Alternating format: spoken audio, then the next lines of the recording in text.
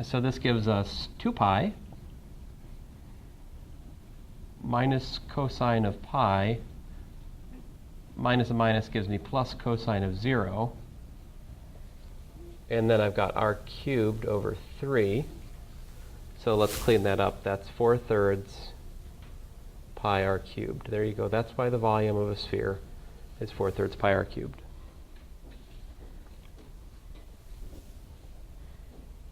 So there. Today we have calculated the volume of the area of a circle, the volume of a sphere, without so much as even thinking about a trig substitution, basically, right? Just we use the proper change of variables theorem, and it's easy. Without that, it would not be easy.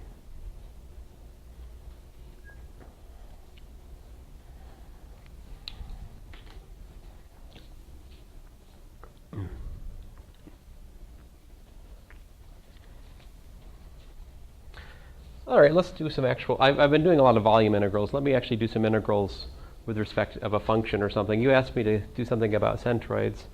So let me try to think about that. I guess I want to keep this. I'll get rid of this.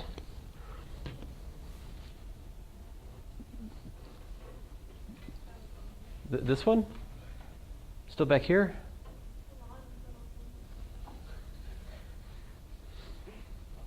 I'll leave it.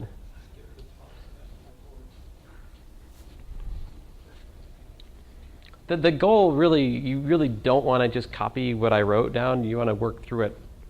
I mean, you can do that, of course. I wouldn't deprive you of that. But in some sense, this is one of those things you need to work through it for yourself, or not, I guess. I mean, it matters that much, really. I guess I can get rid of this stuff.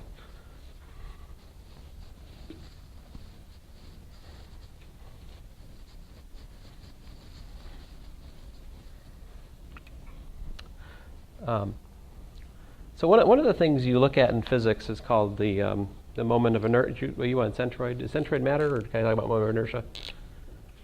Can I talk about moment of inertia? That'd be fine. So if you have a sphere, for example, and it's twirling around the z-axis like this with some angular velocity omega, its rotational kinetic energy is 1/2 I omega squared. Where that's coming from, basically, is this integral over the, well, triple integral really over the ball of 1/2 v squared times dm. And so basically, you can think about, take this sphere, right, and decompose it into a bunch of little particles. They're all rigidly stuck together to make this ball. And if they're spinning around the axis, if you want to calculate the kinetic energy of each one, it's just 1/2 mv squared, right? But, well, 1/2 dm v squared, because it's infinitesimal mass, right? But if you look at that little dm and look at its distance, its radial distance from the axis, you can call it r, right? And so that, if it's spinning around the z-axis, r squared, of course, is equal to x squared plus y squared, right? And so, the thing that's common to all of them is the angular velocity. What's the relation between the angular and linear velocity? Well, it's v is equal to r omega. So omega is constant, whereas v is not, for different parts of the sphere, right? The north and south poles are barely rotating at all. I mean, they're not really moving around the axis, they're fixed on the axis, whereas the points on the equator, those are whipping around, those got more kinetic energy per unit mass. So if I want to recast this integral in some kind of nice way, what I do is rewrite it in terms of angular velocity.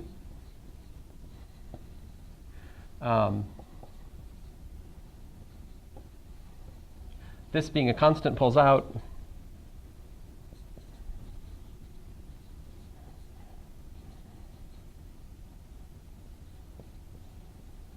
And this quantity is called the moment of inertia. It's a rotational analog to mass. Now here I'm doing moment of inertia with respect to the z-axis. And that is reflected in the fact that we're looking at r squared, which is the distance from the z-axis to dm. Now, how do you actually do this in terms of how do you convert that to an honest-to-goodness volume integral? Well, you have some density. Ooh, see, physics uses this for density. Most unfortunate, no? We have some density delta, which is dm dv. So that tells me that the moment of inertia with respect to the z-axis is just equal to the integral over the ball, let's say, since that I'm talking about. And to get dm, well, dm is what? dm is rho dv.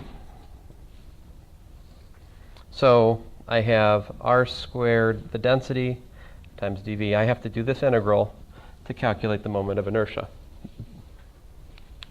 for a sphere. I can erase now?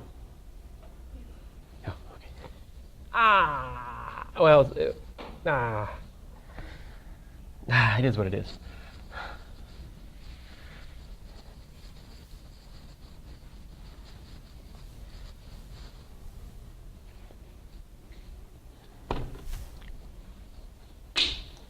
So, if you want to do this integral, so let's suppose delta is constant. What does that mean then? That means that that's dm dv, right? But if that's constant, that means that the total mass divided by the total volume is just the same thing. What is the total mass? Let's call it m. What's the total volume for the sphere? Previous example, 4/3 pi r cubed, right? This marker is not really working. Oh. Almost on the bounce. So to calculate the moment of inertia, right, we need to calculate the integral, triple integral over the ball of r squared, I'll put a delta out here, r squared dv. So look at that. That's really the triple integral, say from 0 to 2 pi, from 0 to pi, from 0 to r, right, because that's a sphere, r squared. Now, r squared is what in terms of spherical coordinates? Do you guys remember?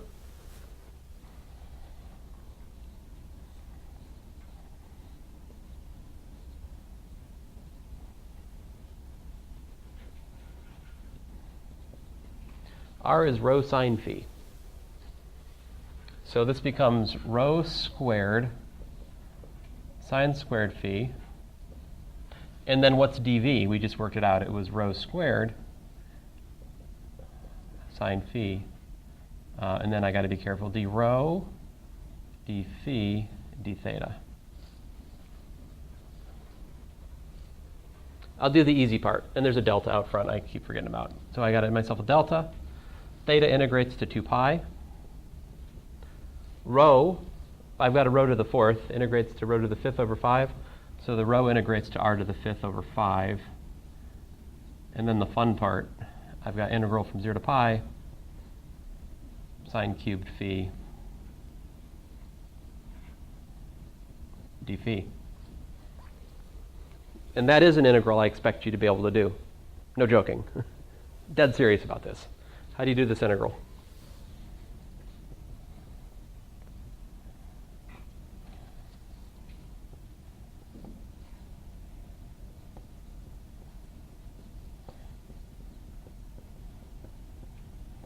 Right? So you let u equal cosine phi. So du is minus sine phi d phi. So this gives me what? Integral of 1 minus u squared times minus du, which is the integral of u squared minus 1 du. So that's 1/3 u cubed minus u plus a constant, 1/3 cosine cubed phi minus cosine phi plus a constant. There you go.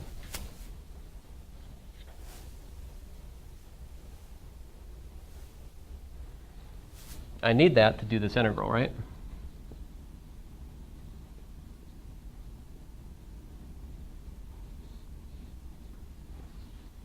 So what happens if I evaluate this antiderivative at pi? What does that give me? What's the upper bound evaluate to? Cosine of pi is what?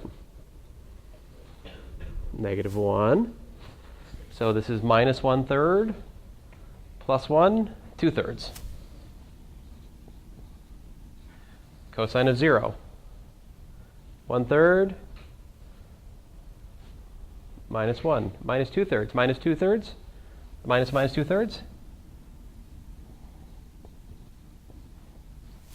4/3, right? So what we got? We've got ourselves 2 pi delta r to the 5th over 5 times 4 over 3. What was the delta? Let's write the delta out. Delta is m over 4/3 pi r cubed, right?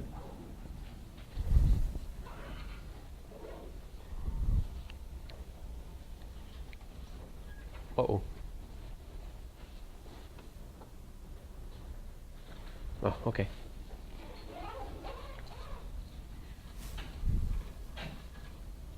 So what happens? The 4/3 cancel, right? R to the 5th over r cubed is r squared. And anything else cancel here? Oh, the pi's cancel. What we're left with what? 2/5 m r squared, yeah? And that is the moment of inertia for a sphere of constant density.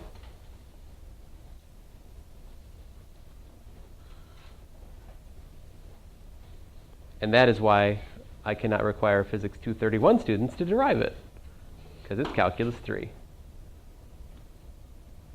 Make sense?